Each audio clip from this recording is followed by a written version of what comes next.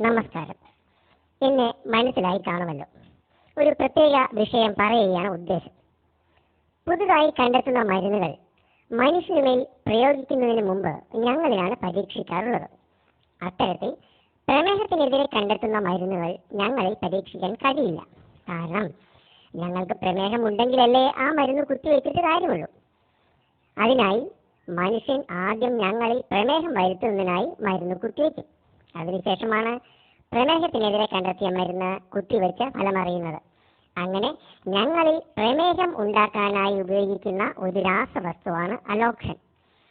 ഈ വിഷം കേരളീയർ നിത്യം അകത്താക്കുന്നു എന്ന് കേൾക്കുമ്പോൾ എന്തു തോന്നുന്നു? അതെ, നമ്മുടെ സംസ്ഥാന ഭക്ഷണമായി തീർന്ന പൊറോട്ട എന്ന വസ്തുവാണ് നമുക്ക് ഭീഷണിയായിട്ടുള്ളത്. ഹോട്ടലിൽ കയറിയാൽ കുട്ടികൾക്ക് അത് മാത്രം മതി എന്ന സ്ഥിതിയാണ്. കണക്കുകൾ നോക്കുമ്പോൾ ഇന്ന് ഏറ്റവും കൂടുതൽ പ്രമേഹ രോഗികളുള്ളത് കേരളത്തിലാണ്. ഈ പൊറോട്ട അഡിക്ഷനും പ്രമേഹവും തമ്മിൽ എന്തെങ്കിലും ബന്ധമുണ്ടോ എന്ന് നോക്കാം. പൊറോട്ട ഉണ്ടാക്കുന്നത് മൈദ കൊണ്ടാണല്ലോ.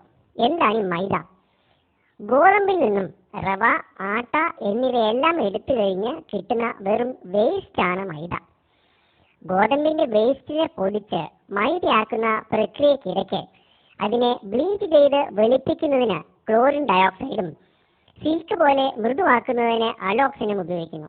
ഇത്തരത്തിൽ അലോക്സിൻ കലർന്ന മൈദ ഉപയോഗിച്ചുള്ള ഭക്ഷണങ്ങൾ കഴിക്കുമ്പോൾ അലോക്സിൻ ശരീരത്തിൽ കലരുകയും മനുഷ്യ ശരീരത്തിൽ ഇൻസുലിൻ ഉൽപ്പാദിപ്പിക്കുന്ന പാൻക്രിയാസിലെ ബീറ്റ സെല്ലുകളെ നശിപ്പിക്കുകയും ചെയ്യുന്നു. ശരീരത്തിൽ ഇൻസുലിൻ ഉൽപാദനം കുറയുകയും പ്രമേഹം എന്ന അവസ്ഥ ഉണ്ടാവുകയും ചെയ്യുന്നു. കേരളത്തിൽ പ്രമേഹ രോഗികൾ കൂടുന്നു എന്ന വാർത്ത കേട്ടു കാണുമല്ലോ. പോസ്റ്ററുകൾ ഒട്ടിക്കാനുള്ള പശയായി മാത്രം ഉപയോഗിക്കേണ്ട ഒരു സാധനം നമ്മൾ ആഹാരമാക്കിയിരിക്കുന്നു. ഉണർന്ന് ചിന്തിക്കേണ്ട കാലം അതിക്രമിച്ചിരിക്കുന്നു.